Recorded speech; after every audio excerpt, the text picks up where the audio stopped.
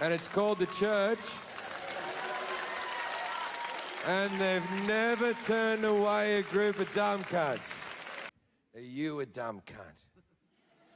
Because society's very accommodating to dumb cunts. The church loves dumb cunts. Doesn't like the smart, what with their constant questions. Now, calm down, diddly diddly diddly diddly diddly. They did their best, shoddily diddly diddly diddly. Gotta be nice, hostility diddly diddly diddly. Ah, hell, diddly ding dong crap! Okay, let's try and make it like not so menacing. Okay.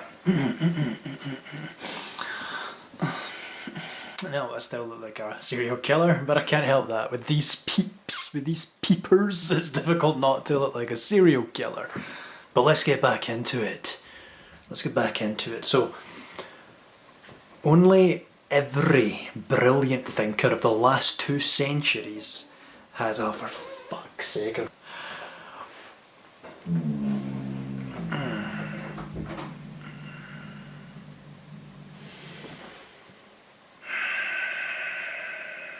Only every brilliant thinker of the last 2 centuries who created nearly every field in science, scientists like Galileo, Johannes Kepler, prominent astronomer. Only most scientific revolutionaries over the last 2 centuries, responsible for creating nearly every field in science, have been Christians, like Galileo, who you all know, Johannes Kepler, a prominent astronomer of the scientific revolution known for his laws of planetary motion, Robert Boyle, the first modern chemist and father of modern chemistry, Michael Faraday for breakthroughs in electromagnetism and electrochemistry, establishing the concept of electromagnetic fields in physics. Oh, that's sexy. Charles Babbage, the first computer scientist, James Clerk Maxwell, arguably the most important physicist in history, Scotsman, Gregory Mendel, the father of modern genetics, Max Planck, father of quantum physics, and then many modern scientists, so you can look at in the video linked at the end. You know, we have people like Francis Collins, who was the head of the Human Genome Project, still a prominent scientist, and of course Isaac Newton, who you'll all know for his theory of gravitation and his writing, the Principia Mathematica, which is the most important in all of science. This is why God wants you to christen your child. Because if you don't christen your child and it dies in infancy, it doesn't get into heaven. If you don't put a small amount of water on a baby's forehead, it burns for eternity. Most of Jim Jefferies' criticisms of Christianity come from an outdated, unsophisticated and ignorant stance. I mean, the thing about shrimp, it's written in the Bible, so why don't you follow that one? It just shows the monumental disconnect, the misunderstanding, the fact that they do not know why Christians don't follow that rule. That shows how ignorant you are as an atheist. If you don't understand that very simple idea, that notion, the Old Covenant, the New Covenant, why Christians don't follow ancient Hebrew writs like that, rules like not eating shrimp, if you don't get that, you're just an asshole. But seriously, there's a big distinction. Them's the rules, okay? There was the Old Covenant and the New Covenant. Look, this isn't this kind of video. If you want to watch a theological video, go and click in one of my other videos. This is just a little breakdown for you. You don't need to understand it, you just need to know. That's not the way the game goes. What the fuck? You know, this idea that you have to baptise a baby or it goes to hell and stuff, these again are very unsophisticated, very juvenile interpretations of scripture. These are just like knee-jerk reactions, the sort of, oh, I'm an atheist now, so I'm just going to say a bunch of silly shit and laugh at it. That's not it. If you hadn't like shrieked and ran in the opposite direction from religious discourse, you might have participated in it, engaged with it, engaged the intellect, and tried to involve yourself in hermeneutics and understanding the scriptures and looking for truths if there be any, but just giving it a shot, giving it a chance, approaching it openly and honestly. being a free-thinking Christian, but you ran the opposite way. I'm going to read here a writing from Jacob M. Wright. You can find him on Facebook. I recommend following him. He's a part of this Christian movement, this which has been going on for thousands of years. Christians engaging their intellects and teasing out the truths from what might be exaggerated stories in the Old Testament, perhaps, maybe not. Who knows? If you're an atheist, you seem to know because you think yourself the smartest bloody people on earth, but you're not. How do I take a leak if I have to wake up a few million years to do that? Wait a minute, I don't understand. Well, if I was to go to the toilet, Yes. I mean, how did we evolve with the ability to release waste? But you're not. So, Jacob writes, theology is a worldview, and this is it's rich stuff. It's rich stuff. Listen to it spoken to you in a richer and just enchanting Celtic accent. Here we go. Theology is a worldview. It is a lens through which you see existence. The very meaning which you attribute to yourself, everyone else in the universe is wrapped up in your theology.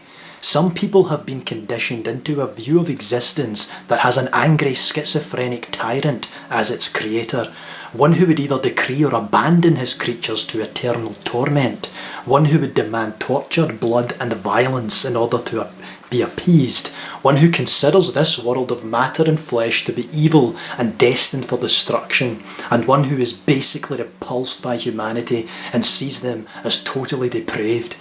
This sad excuse for a creator has a split personality that on the one hand has an eternal wrath that wants to destroy, torment us for our sin, and on the other hand has an eternal love that wants to save us from himself. There are many excuses we fumble through trying to no avail to make sense of such a God and defend such a God, such as what right have we to question God or his ways are higher. But all the while, there is exactly 0% evidence of such a being existing, and zero reason to believe such a thing exists. There is reason to believe an ultimate source, creator, exists, but that he is like that has no basis in reality whatsoever. Rather, it is only fear, I repeat, only fear, that would convince one to believe that is how existence is.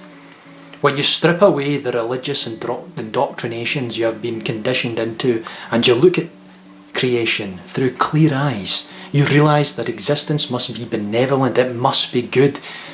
You don't see the beauty and hope and peace communicated through nature and the cosmos to convey any such terrifying idea at all, that rather you sense love.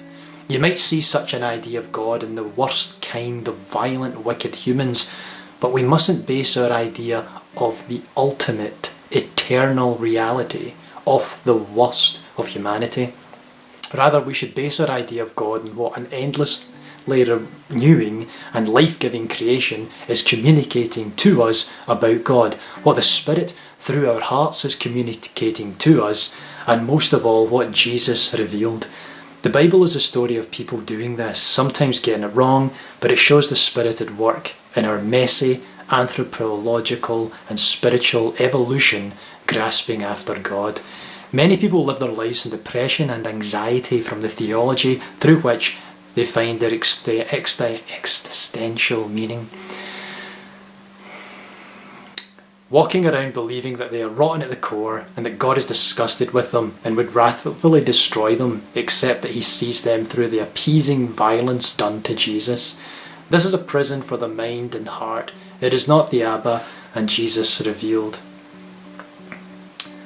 Such and so it goes on. Okay, so you can see that Christians have a very evolved and mature perspective about all of this.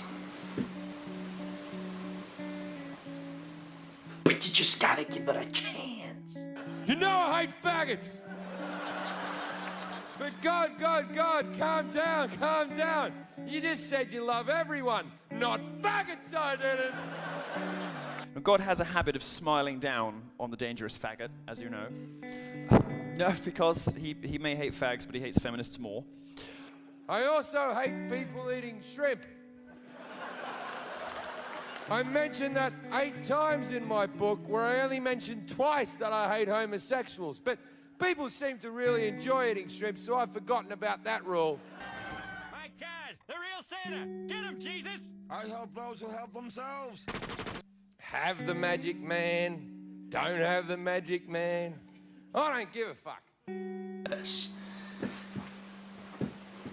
So clearly there's a lot of thought going into this, and I think it's worthwhile listening, it's worthwhile engaging in these kinds of discussions, because they are far more interesting than the atheists bitching and moaning in the comment sections like, "Durr, you're a retard, it's the way we see it, dude." It's like, fuck off, you're a cunt. I don't like talking to, like, 90% of the atheists who will comment on these types of videos are just cunts. If they just stopped, took a few steps back, read their status, looked at what they said to another human being, they would get it. They would think, oh, I just acted like an asshole. Okay, and then they expect me to treat them like, oh, you know, Sonny, Jim, just bless you. I mean, I do think that in my head, but I know what YouTube is. You know, I know, like, 50% of the time, maybe 70% of the time, you come onto YouTube to troll people and to tease people, and it's mischievous, and, you know, it's fun. But yeah, I mean, I just give you that back, you know, I'll just call you out, you know what I mean? But I do want to have deeper discussions, so just don't be a dick. Be nice in the comments, and we can have a nice discussion. Okay.